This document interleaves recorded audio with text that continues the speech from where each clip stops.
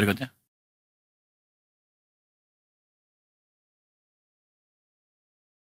Sejumlah indikator domestik juga menunjukkan tren positif.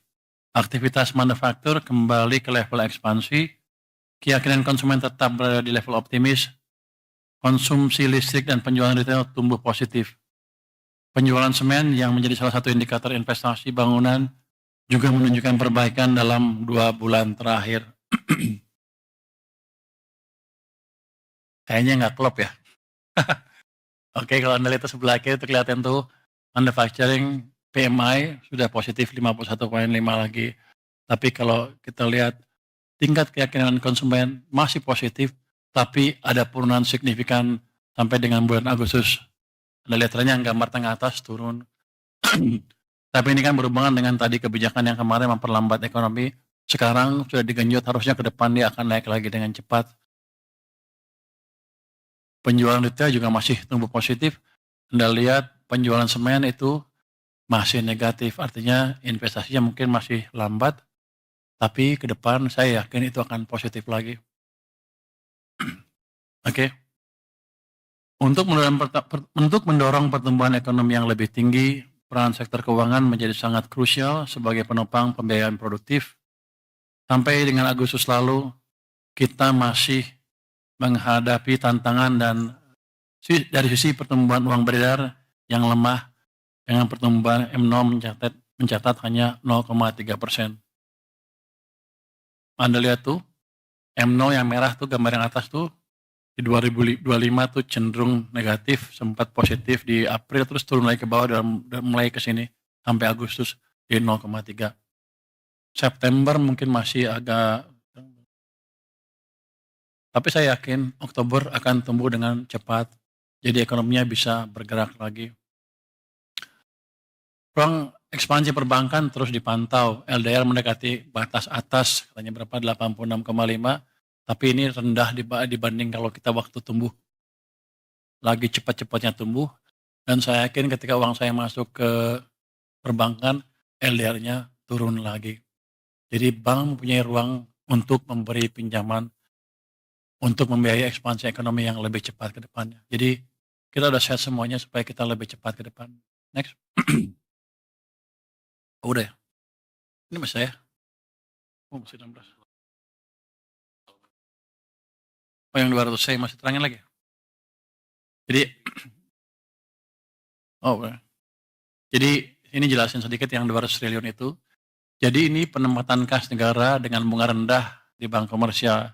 Jadi ini bukan saya taruh dalam bentuk program pembangunan atau earmark ke suatu tujuan tertentu, bukan. Hanya taruh itu di perbankan. 55 triliun di Mandiri, 55 di BNI dan BRI, di BTN 25 triliun dan di BSI 10 triliun.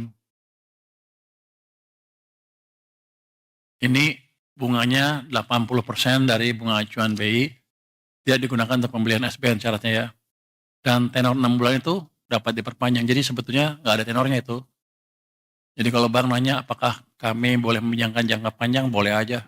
Saya akan jaga supaya mereka nggak keganggu, saya juga nggak keganggu. Dan kalau saya lihat dari sejarah stok uang kita di bank sentral, harusnya saya nggak akan pernah terganggu. Masih amat banyak, masih cukup. Ya hanya mereka nyaros sekitar 400 triliun atau lebih sepanjang tahun. Hanya pindahin sebagian. Ini dampaknya ke likuiditas naik, cost of fund jadi turun. Si Pak Hotman Paris ya, protes sama saya katanya. Waktu dia memperpanjang depositonya, bunga jadi turun. Dia jadi rugi katanya.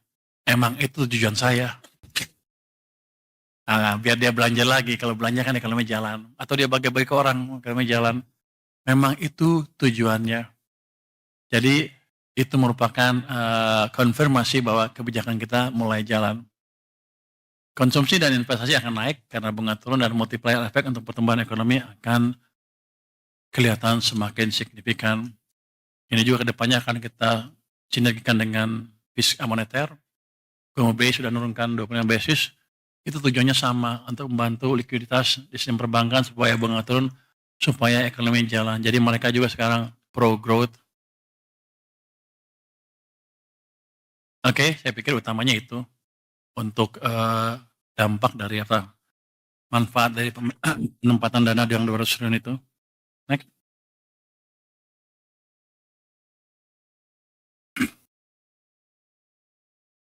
Ini Danantara katanya, kalau Danantara hidup katanya akan bisa memberi dorongan tambahan ke ekonomi. Yang di bawah kiri adalah kontributor investor terhadap investasi. Kita harapkan nanti di tahun 2026 investasi mencapai 7.450, di mana swasta 6.200, BUMN dan antara 720, dan pemerintah 530. Yang Anda perhatikan ke depan adalah di tahun-tahun mendatang kontribusi dan antara akan terus ditingkatkan, walaupun saya lihat ini masih sedikit ya, masih malu-malu mungkin, tapi saya yakin ke depan kalau udah jalan dia tumbuhnya akan lebih cepat dari sekitar 980 triliun di tahun 2029. Oke. Next. Udah. Oke. Saya jelaskan asumsi dasar ekonomi untuk 2025 ya. APBN-nya 5,2, realisasi 5,12. Ini yang saya bilang tadi kan, 5 tambah 1 tambah 2 jadi 8. Tapi saya sudah jelaskan alasannya ya. Memang ada uang lebih yang mendorong demand pada waktu bulan-bulan di triwulan kedua tahun 2025. Inflasi mencapai sekarang 2,31% year on year, nilai tukar 16,498 end of period ya. Yield SBN 10 tahun 6,28% end of period. Asumsi APBN 2026 berapa? 6,9. Jadi kira-kira tahun depan saya bisa menghemat cukup banyak itu. Nah, mungkin bunga naik lagi terlalu signifikan. Insya Allah katanya. Itu tabungan kamu bukan? Iya, tabungan. Harga minyak mentah Indonesia 66,07 end of period. APBN-nya 82, jadi ada untungnya di situ ya? Untung nggak kita? Untung. Netnya untung apa rugi? Kayaknya untung sedikit ya. Ya, untung sedikit artinya apa? Anggaran apa APBN kita akan lebih bagus. Itu untung sedikit harusnya kan? Untung sedikit kan? Masih untung apa rugi? Berapa? Untungan per dolar. Oke. Oke, pakai untung lah pokoknya. Lifting minyak habis loh banyak. Banyak ngitungnya dia. Lifting minyak 575,4 di bawah asumsi. Ini emang sektor yang harus dihidupkan lagi ke depan. Saya akan cari cara bagaimana memberikan insentif ke investasi di perminyakan dan gas. Lifting gas juga 680,4 triliun. Apa itu? Bukan ya? 180,4 ribu oh ya. Ini oil equivalent ya, di bawah asumsi juga. Jadi di situ ada kelemahan kita di situ. Tapi pada dasarnya next. Pada dasarnya sih masih cukup baik. Ini kita sebutkan realisasi APBN sampai dengan 31 Agustus 2025. Pendapatan negara itu 1.638,7 triliun. Itu 57,2% terhadap outlook-nya. Belanja negara mencapai 1.960,3 triliun, 55,6% terhadap outlook. Defisit APBN 321,6 triliun atau 1,35% dari PDB. Keseimbangan primer masih 22,0 triliun rupiah. Jadi kalau lihat dari sini sih